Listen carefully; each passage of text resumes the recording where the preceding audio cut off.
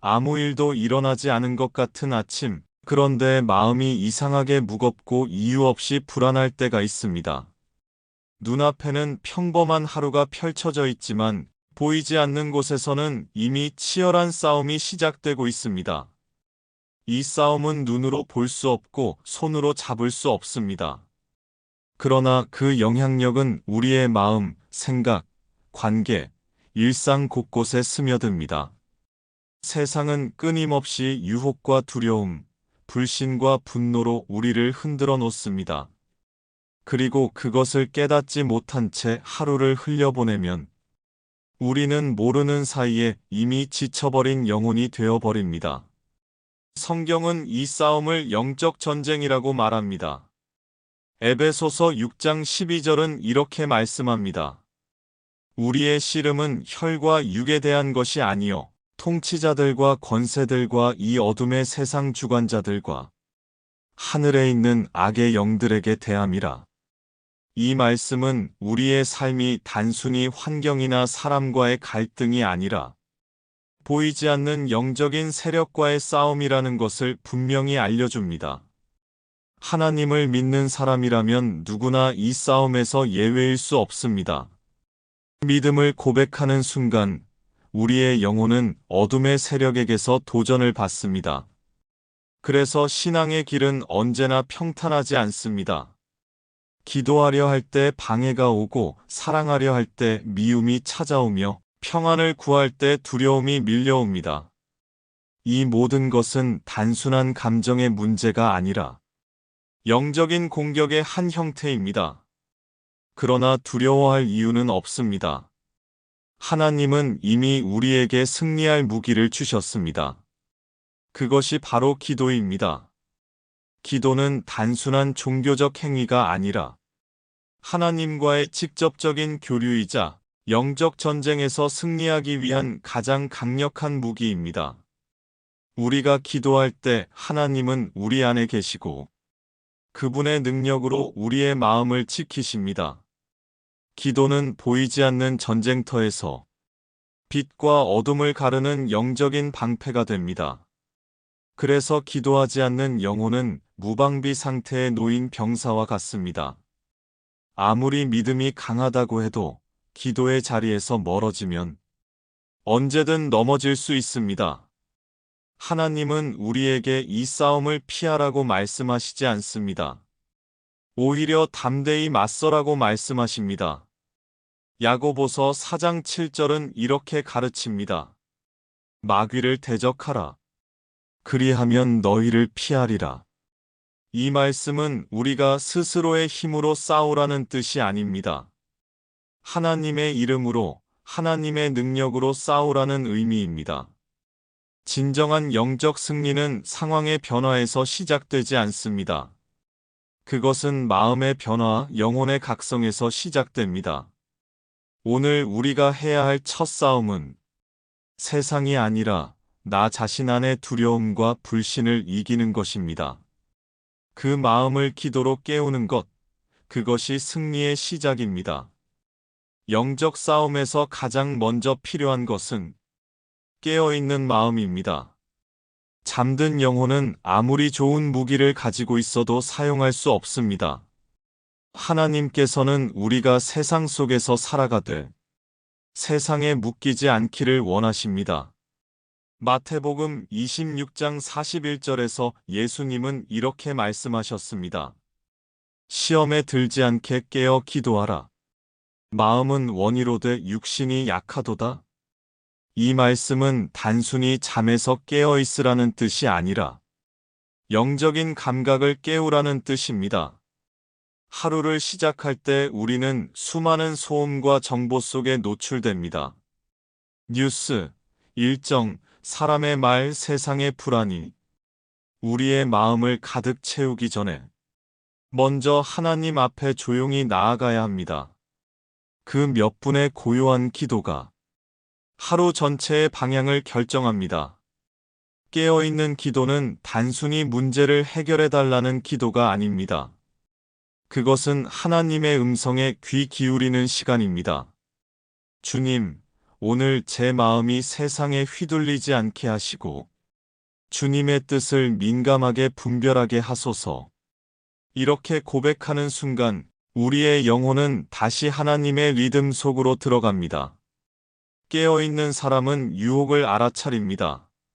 사탄은 대체로 큰 공격이 아니라 작은 불평, 작은 의심, 작은 미움으로 다가옵니다. 그 미세한 균열을 알아차리지 못하면 우리의 믿음은 서서히 무너집니다. 그러나 깨어있는 마음은 그 틈을 허락하지 않습니다. 시편 16편 8절은 이렇게 고백합니다.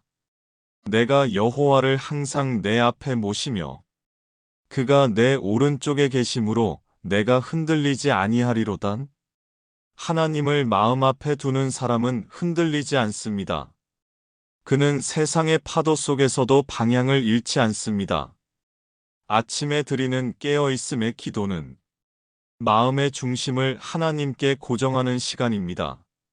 주님, 오늘 제 마음이 깨어있게 하소서. 보이는 것보다 주님의 뜻을 먼저 보게 하시고 말보다 침묵 속에서 주님의 음성을 듣게 하소서. 이렇게 깨어있는 영혼은 하루의 모든 순간을 예배의 자리로 바꿉니다. 출근길도 대화의 시간도 조용한 휴식의 순간도 하나님의 임재로 물듭니다. 깨어있음의 기도는 하루를 단단히 세우는 첫 번째 방패입니다. 이 방패를 든 사람은 어떤 유혹에도 쉽게 쓰러지지 않습니다. 영적 싸움에서 가장 강력한 무기는 하나님의 말씀입니다. 기도는 하나님과의 대화라면 말씀은 하나님께서 우리에게 하시는 응답입니다. 하나님의 말씀은 단순한 문장이 아니라 어둠을 물리치고 마음을 새롭게 하는 살아있는 능력입니다. 히브리서 4장 12절은 이렇게 말씀합니다. 하나님의 말씀은 살아있고 활력이 있어 좌우의 날선 어떤 검보다도 예리하여 혼과 영과 및 관절과 골수를 찔러 쪼개기까지 하며 또 마음의 생각과 뜻을 판단하나니. 이 말씀은 하나님의 말씀이 단순한 교훈이 아니라 영적인 전쟁에서 적을 무찌르는 검임을 알려줍니다. 기도와 말씀이 함께할 때 우리의 영혼은 단단한 갑옷과 예리한 검을 동시에 가지게 됩니다. 기도로 하나님의 마음을 구하고 말씀으로 그분의 뜻을 확신할 때 어떤 의심이나 유혹도 우리를 무너뜨릴 수 없습니다. 사탄은 종종 하나님의 말씀을 왜곡하여 우리의 믿음을 흔듭니다. 예수님께서 광야에서 시험 받으실 때 사탄은 성경 말씀을 인용하며 예수님을 유혹했습니다. 그러나 예수님은 말씀으로 그 거짓을 물리치셨습니다. 사람이 떡으로만 살 것이 아니요 하나님의 입으로부터 나오는 모든 말씀으로 살 것이라. 이 마태복음 4장 4절의 선언은 영적 싸움의 본질이 물질이나 상황이 아니라 말씀에 대한 순종의 싸움임을 보여줍니다. 우리가 말씀으로 기도할 때 그 기도는 단순한 바람이 아니라 하나님의 약속을 붙드는 믿음의 고백이 됩니다. 주님, 주께서 말씀하셨으니 저는 그 약속을 믿습니다. 이렇게 기도하는 사람은 흔들리지 않습니다. 하나님의 말씀은 변하지 않으며 그 약속은 세대가 바뀌어도 변함이 없습니다. 시편 119편 105절은 이렇게 고백합니다. 주의 말씀은 내 발의 등이요 내 길의 빛이니이다. 우리가 말씀으로 무장할 때 어두운 세상 속에서도 길을 잃지 않습니다. 기도하는 사람의 눈앞에는 언제나 말씀의 빛이 있습니다. 그 빛은 두려움의 어둠을 몰아내고 혼란 속에서도 우리의 길을 곧게 인도합니다. 그러므로 아침의 말씀으로 하루를 시작해야 합니다. 짧은 한 구절이라도 마음에 새기며 그 말씀을 붙잡고 기도해야 합니다. 주님, 오늘도 주의 말씀으로 제 생각을 새롭게 하시고 제 입술과 마음을 말씀으로 지켜주소서. 이 기도는 영혼의 문을 닫지 않고 하나님의 빛이 끊임없이 들어오게 하는 통로가 됩니다. 말씀으로 무장한 사람은 두려워하지 않습니다. 세상의 말보다 하나님의 말씀을 먼저 들으며 사람의 평가보다 하나님의 뜻을 더 크게 여깁니다. 그는 세상 속에서도 흔들리지 않는 내면의 평안을 가집니다. 하나님의 말씀은 단순히 정보를 주는 문장이 아니라 우리의 영혼을 새롭게 하는 능력입니다. 기도로 그 말씀을 붙잡을 때 그 말씀은 실제가 되고 그 능력은 우리의 삶에서 살아 움직입니다. 하루를 살아간다는 것은 곧 보이지 않는 전쟁터를 걷는 일입니다. 세상은 언제나 우리를 무너뜨리려 하고 악한 영들은 우리의 마음을 두려움과 의심으로 흔들어 놓습니다. 그래서 영적 싸움의 세 번째 무기는 하나님의 보호를 구하는 기도입니다. 에베소서 6장 11절은 이렇게 말씀합니다. 마귀의 관계를 능히 대적하기 위하여 하나님의 전신 갑주를 입으라. 이 말씀은 단순히 주의하라는 조언이 아니라 전투 명령입니다. 하나님의 보호 없이는 우리는 세상의 공격 앞에 너무나 연약합니다. 전신 갑주는 믿음의 상징입니다. 진리로 허리를 동이고 의의 흉배를 붙이며 평안의 복음으로 신을 신고 믿음의 방패로 불화살을 막으며 구원의 투구와 성령의 검을 드는 것. 이 모든 것은 기도 속에서 완성됩니다. 기도는 하나님께 숨는 행위가 아닙니다. 그분의 이름 안에 머무는 것입니다. 시편 91편 2절은 이렇게 고백합니다. 나는 여호와를 향하여 말하기를 그는 나의 피난처요 나의 요새 내가 의뢰하는 하나님이라 하리니 하나님의 이름은 우리의 요새이고 그분의 품은 안전한 성벽입니다. 세상은 우리의 몸뿐 아니라 마음과 생각까지 공격합니다. 작은 불안, 사소한 분노, 쌓인 원망이 조용히 우리의 믿음을 무너뜨립니다. 그래서 아침에 하나님께 이렇게 기도해야 합니다. 주님, 오늘 제 마음을 지켜주십시오. 불안이 제 마음을 삼키지 않게 하시고 두려움이 제 믿음을 흔들지 않게 하소서. 하나님의 보호를 구하는 기도는 단순히 나쁜 일을 피하게 해달라는 기도가 아닙니다. 그것은 하나님의 뜻 안에서 안전하게 머물게 해달라는 간구입니다. 때로 하나님은 우리가 이해하지 못하는 방법으로 보호하십니다. 닫힌 문을 통해, 멈춰진 계획을 통해 우리를 더 큰 위험에서 지켜주십니다. 시편 23편 4절에서 다윗은 이렇게 고백했습니다. 내가 사망의 음침한 골짜기로 다닐지라도 해를 두려워하지 않을 것은 주께서 나와 함께 하심이라. 이 구절은 영적 싸움 속에서 가장 큰 위로입니다. 보이지 않아도, 느껴지지 않아도 하나님은 언제나 우리 곁에 계십니다. 우리가 보호하심의 기도를 드릴 때 하나님은 이미 앞서 일하십니다. 우리가 알지 못하는 길목마다 보이지 않는 손으로 함정을 치우시고 악한 자의 계획을 막으십니다. 그래서 보호하심의 기도는 하루를 여는 영적 방패입니다. 하나님의 보호를 구하는 사람은 더 이상 불안에 지배되지 않습니다. 그는 믿음으로 담대히 하루를 걸어갑니다.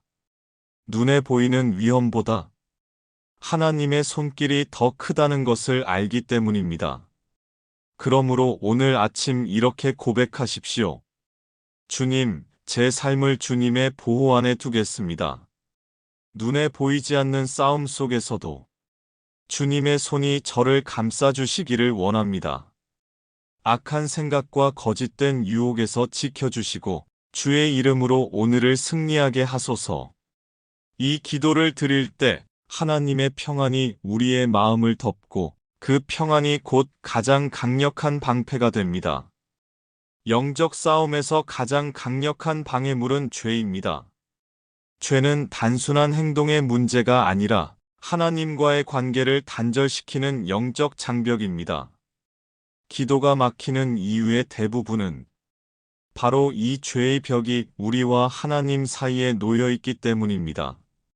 이사야 59장 2절은 이렇게 말씀합니다.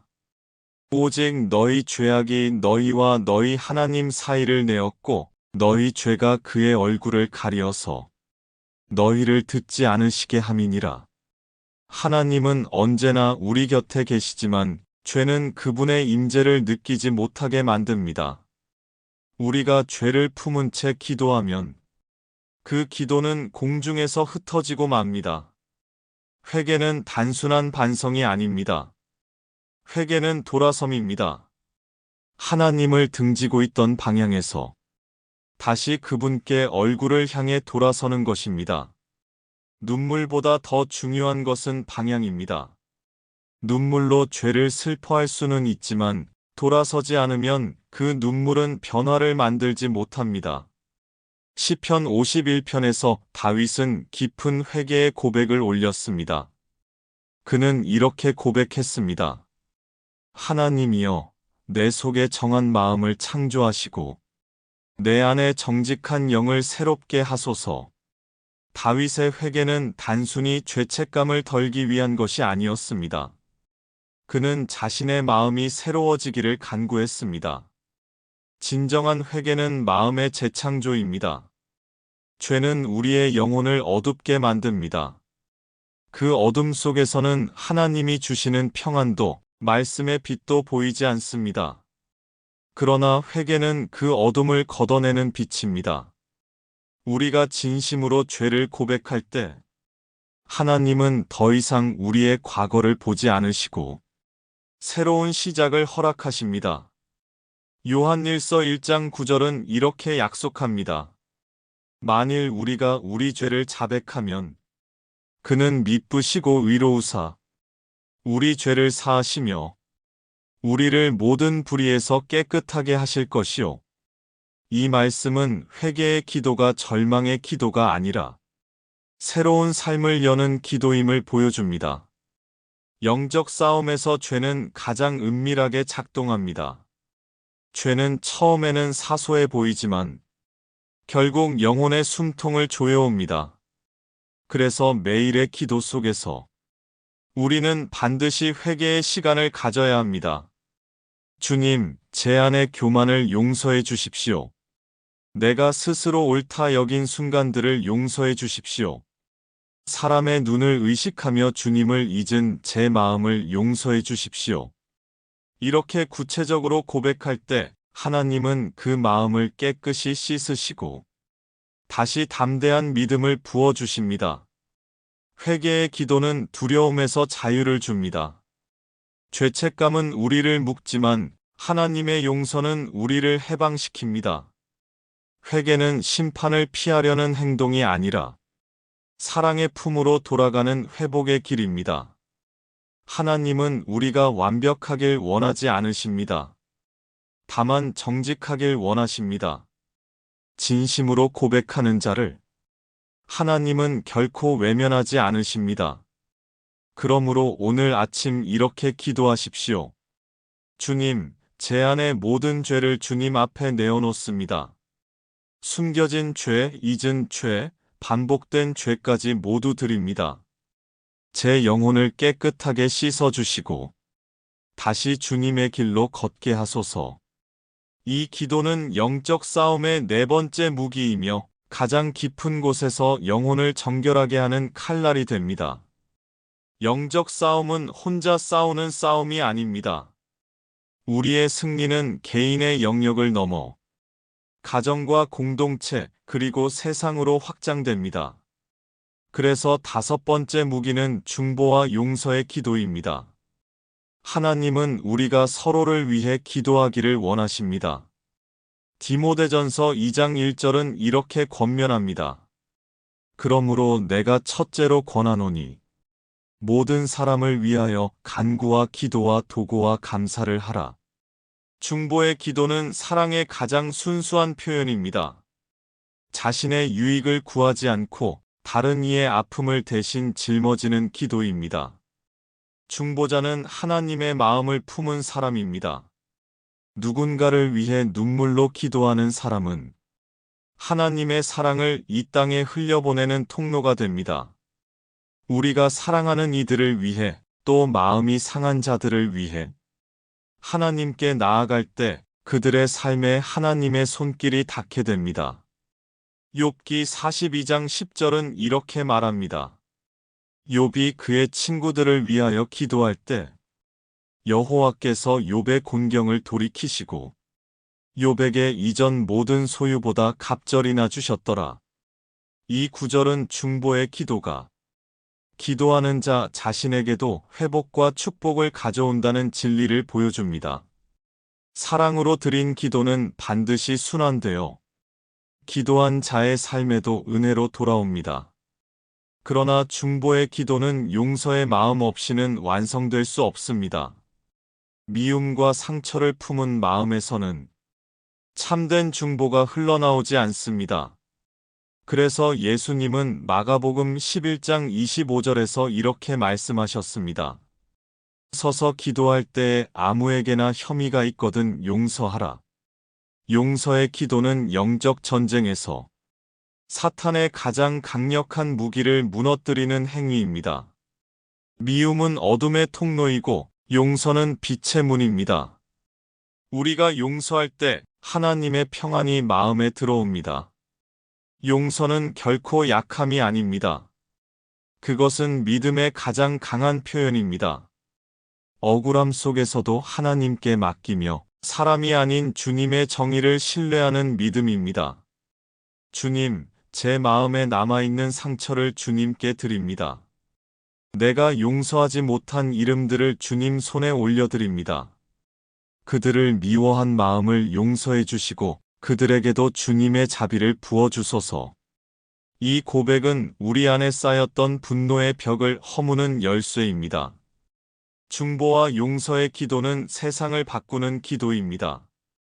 이 기도가 있을 때 가정이 치유되고 공동체가 회복됩니다. 하나님은 언제나 용서의 마음을 가진 자를 통해 새로운 역사를 시작하십니다. 그러므로 오늘 아침 이렇게 기도하십시오. 주님, 제가 누군가를 용서할 수 있도록 도와주십시오. 저를 상처 준 사람을 위해 기도할 수 있는 마음을 주십시오. 제가 용서할 때 제 영혼이 자유하게 하시고 그들을 품을 때 주님의 사랑이 제 안에 넘치게 하소서. 이 기도는 영적 싸움의 5번째 무기입니다. 사랑으로 싸우는 영혼은 절대 패하지 않습니다. 하나님의 사랑은 모든 악을 이기는 궁극의 힘이기 때문입니다. 영적 싸움의 6번째 무기는 찬양과 감사의 기도입니다. 기도는 눈물로 시작되지만 승리는 언제나 찬양으로 끝납니다. 찬양은 단순히 노래가 아닙니다. 그것은 믿음의 고백이자 영적 권세의 선언입니다. 역대하 20장에는 놀라운 장면이 기록되어 있습니다. 유다의 왕 여호사밧이 거대한 군대를 앞에 두고 두려워했을 때 하나님은 그에게 이렇게 말씀하셨습니다. 이 전쟁은 너희에게 속한 것이 아니라 하나님께 속한 것이라. 그 말씀을 들은 여호사밧은 군사들보다 찬양대를 먼저 세웠습니다. 그리고 찬양대가 여호와께 감사하세 그의 인자하심이 영원하도다 라고 노래하기 시작하자 하나님은 그 순간 원수들을 혼란에 빠뜨려 스스로 무너뜨리게 하셨습니다. 이것이 찬양의 능력입니다. 찬양은 전쟁의 도구가 아니라 이미 이루어진 승리를 선포하는 믿음의 행위입니다. 우리의 눈앞에 여전히 문제가 있어도 하나님의 선하심을 찬양하는 순간 하늘의 군대가 우리의 편에서 일하기 시작합니다. 시편 22편 3절은 이렇게 고백합니다. 이스라엘의 찬송 중에 거하시는 주여, 주는 거룩하시니이다. 하나님은 찬양이 있는 곳에 임하십니다. 찬양은 하나님의 임재를 불러오고 그 임재가 우리의 영혼을 강하게 세웁니다. 감사 또한 찬양과 같은 능력을 가지고 있습니다.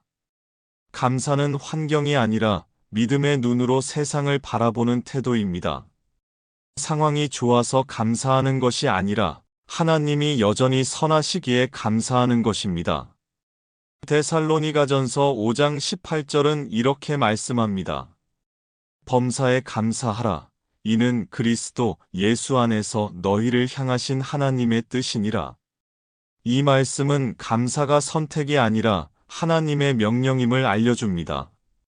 감사는 영혼을 밝게 합니다. 두려움이 마음을 누를 때 감사는 그 어둠을 뚫고 들어오는 빛이 됩니다. 원망하던 입술이 감사로 바뀔 때 영혼의 문이 열리고 하나님의 평강이 들어옵니다. 찬양과 감사의 기도는 우리를 절망의 자리에서 일으켜 세웁니다. 주님, 상황이 어렵지만 저는 여전히 주님을 찬양하겠습니다. 눈에 보이지 않아도 주님이 함께 계심을 믿습니다. 이 고백이 바로 영적 전쟁에서의 승리의 외침입니다. 하박국 선지자도 이렇게 노래했습니다. 비록 무화과 나무가 무성하지 못하며 포도나무에 열매가 없으며 외양간에 소가 없을지라도 나는 여호와로 말미암아 즐거워하며 나의 구원의 하나님으로 말미암아 기뻐하리로다. 이 하박국 3장 17절의 말씀은 상황이 아니라 신앙의 중심으로 찬양하는 자의 모습입니다. 찬양과 감사는 영적 싸움의 마침표이자 새 출발입니다. 감사로 시작한 하루는 반드시 평안으로 끝나며 찬양으로 마무리한 하루는 결코 낭비되지 않습니다. 하나님은 감사하는 자를 기억하시고 그의 삶을 복으로 채우십니다. 그러므로 오늘 아침 이렇게 기도하십시오. 주님, 오늘도 찬양으로 하루를 시작하겠습니다. 제 입술에 감사가 머물게 하시고 모든 일 속에서 주님의 선하심을 노래하게 하소서. 슬픔 중에도 찬양하게 하시고 두려움 속에서도 감사하게 하소서.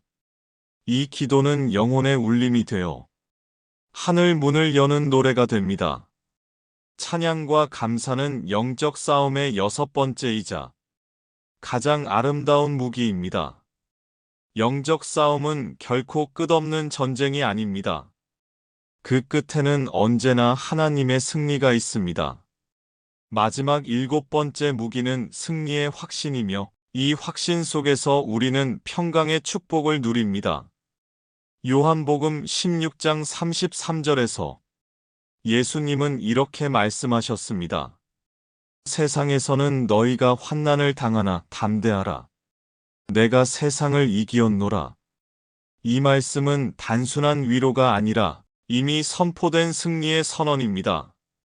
예수님께서 십자가에서 모든 어둠의 세력을 이기셨기에 그분 안에 있는 자도 이미 이긴 자입니다. 우리가 느끼는 싸움은 사실 이긴 전쟁의 자녀전일 뿐입니다.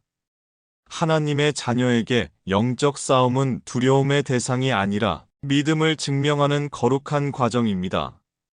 로마서 8장 37절은 이렇게 선포합니다.